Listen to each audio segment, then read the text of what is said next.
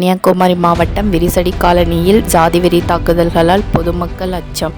கன்னியாகுமரி மாவட்டம் மயிலாடி பேரூராட்சிக்குட்பட்ட விரிசடி காலனியில் கடந்த சில நாட்களாக ஜாதிவெறி தாக்குதல்கள் தொடர்ந்து நடைபெற்று வருகின்றன. சமீபத்தில் நடந்த கொலவெறி தாக்குதல்களில் பலத்த காயம் அடைந்த ஒருவர் ஆசாரிப்பள்ளம் மருத்துவமனையில் சிகிச்சை பெற்று வரும் நிலையில், நேற்று மீண்டும் கையில் கத்தியுடன் சுற்றித் திரிந்த ஜெயபால் என்ற இளைஞரை கண்ட அப்பகுதி மக்கள் அங்கு பாதுகாப்பு பணியில் இருந்த காவலரிடம் தெரிவித்துள்ளனர். இச்சம்பவம் தொடர்பாக காவலர் அலட்சியமாக பேசியதாக புகார் எழுந்துள்ளது. மேலும் கையில் கத்தியை சும்மாதானே வைத்திருந்தால் உங்களை குத்த ஒன்றும் செய்யவில்லையே என்று போலீசார் மீது பொதுமக்கள் குற்றச்சாட்டை முன்வைத்துள்ளனர். இதனால் அப்பகுதி மக்கள் தங்களின் உயிருக்கு பாதுகாப்பு இல்லாத நிலையில் இருப்பதாகவும் உரிய பாதுகாப்பு வழங்க கோரிக்கை விடுத்துள்ளனர். இச்சம்பவத்தை கண்டித்து தென்மண்டல துணை செயலாளர் திருமாவேந்தன் தலைமையில் மகளிர் விடுதலை இயக்க மாநில துணை செயலாளர் கலைச்செல்வி முன்னிலையில் இன்று மதியம் கன்னியாகுமரி மாவட்ட கண்காணிப்பாளர் அவர்களிடம் புகார் மனு அளிக்கப்பட்டது. இந்நிகழ்வில் மருத்துவ தொண்டு மைய மாவட்ட அமைப்பாளர் ராஜாசிங், வழக்கறிஞர்கள் அணி மாவட்ட அமைப்பாளர்கள் வழக்கறிஞர் ஜானி, வழக்கறிஞர் கணேஷ், நில உரிமை மீட்பு மாவட்ட அமைப்பாளர் நாஞ்சில் துரை, தொழிலாளர் விடுதலை முன்னணி மாவட்ட அமைப்பாளர் முருகன், மகளிர் விடுதலை இயக்க மாநகர மாவட்ட செயலாளர் ராணி மணிகண்டன், மைய மாவட்ட செயலாளர் சோனியா, மாநகர மாவட்ட துணை செயலாளர் கார்த்திகா உள்ளிட்ட விரிசடி பகுதி மக்கள் பலர் கலந்து கொண்டனர்.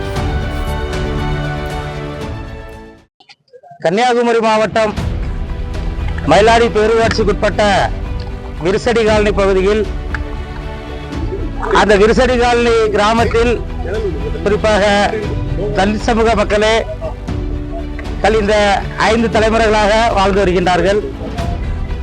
அந்த கிராமத்தில் கழிந்த 18, 19 ஆகிய 2 தினங்கள் அருள்மிகு முத்தாரம்மன் மற்றும் சுடலைமாடன் சுவாமி திருக்கோவிலினுடைய கோவில் திருவிழாவிற்காக அந்த கோவில் திருவிழாவின் அடிப்படை வேலைகளை செய்து வந்து கொண்டிருந்தார்கள்.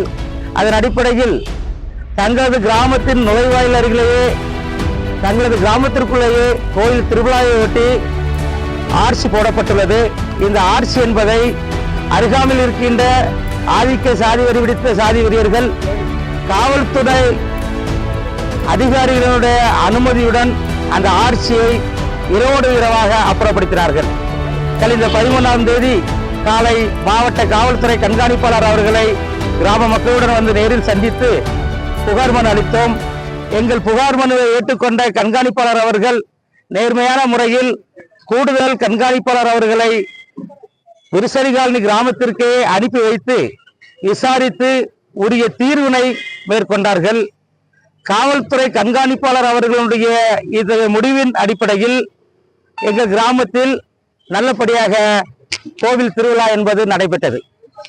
இதை பொறுத்து கொள்ளாத ஆதிக்க சாதி வெறியர்கள் கழிந்த 21ஆம் தேதி இரவு நேரத்தில் கிராமத்திற்குள் அத்துமீறி நுழைந்து அந்த கிராமத்தில் 1வது வார்டு கவுன்சிலராக இருந்து கொண்டிருக்கின்ற புனிதா மற்றும் அங்கே வசித்து வருகின்ற இளைஞர்கள் உள்பட 5 பேர்களை கடுமையான முறையில் கொலைவெறி தாக்குதல் நடத்தினார்கள். 20க்கும் மேற்பட்டவர்கள் சேர்ந்து உடனடியாக இரவு நேரத்தில் ஆசாரிப்பள்ளம் அரசு மருத்துவமனையில் அவர்களை உள்நோயாளியாக அனுமதிக்கப்பட்டு இன்னும் மருத்துவமனையில் அவர்கள் சிகிச்சை பெற்று வருகின்றார்கள். இந்த வேளையிலே ஆதிக்க சாதி வெறியர்களுக்கு ஆதரவாக ஒரு சில கையவர்களின் தூண்டுதலின் பேரில் நேற்று மருத்துவமனையில் சிகிச்சை பெற்று வருகின்ற அந்த கவுன்சிலர் புனிதா உள்பட 5 தலித் சகோதரிகளை உடனடியாக டிஸ்சார்ஜ் செய்து வெளியே அனுப்பும் பட்சத்தில் குமரி மாவட்ட அரசு மருத்துவக் கல்லூரி மருத்துவமனையினுடைய டாக்டர்கள் செயல்பட்டு வருகின்றார்கள். அதை இந்த நேரத்தில் வன்மையாக கண்டிக்கின்றோம். நேற்று மாலை சுமார் 5 மணி அளவில் தலித் மக்களை தாக்கிய எதிரிகளான தனபால் என்பவர் முதலாவது எதிரி. அவருடைய உடன் பிறந்த சகோதரன் ஜெயபால் என்பவன் அந்த கிராமத்திற்குள் கத்தியுடன் தெருவாக சுற்றி திரிந்து அந்த ஊரில் இருக்கின்ற மக்களை அச்சுறுத்தப்படுத்தி வருகை தந்தார். இதை பார்த்த அந்த கிராமத்தை சேர்ந்த சுமித்ரா என்கின்ற பெண் அவரிடம் முறையிட்ட போது அவரையும் சுமித்ரா என்கின்ற சகோதரியையும் சாதிய கண்ணோட்டத்தில் ஒருமையில் பேசி திட்டி மிரட்டல் விட்டு சென்றுள்ளார். இதை பார்த்த சுமித்ரா அந்த கிராமத்திற்கு பாதுகாப்புக்கு போடப்பட்டிருந்த காவல்துறை அதிகாரிகளிடம் முறையிட்ட போது காவல்துறை அதிகாரிகள் அந்த கத்தியுடன் சென்ற நபரை ஏதோ குடும்ப நண்பர் போல விசாரித்து அவருடன் சிரித்து பேசி அவரிடம் அந்த கத்தியை பிடுங்கி பாக்கெட்டிற்குள் வைத்துள்ளார். இத்தகைய செயல்களை காவல்துறை வேண்டுமென்றே செய்கிறது என்கின்ற எண்ணத்தில் தான் இன்றைய தினத்தில் நாங்கள் மாவட்ட காவல்துறை கண்காணிப்பாளர் அவர்களிடம் நீதி கேட்டு போராட்டம் நடத்தக்கூடிய சூழ்நிலையில் உருவாகினோம். ஏனென்றால் தாக்கப்பட்ட 5 பேர்களுக்கு ஆதரவாக இன்று வரை வழக்கு பதிவு செய்யவில்லை.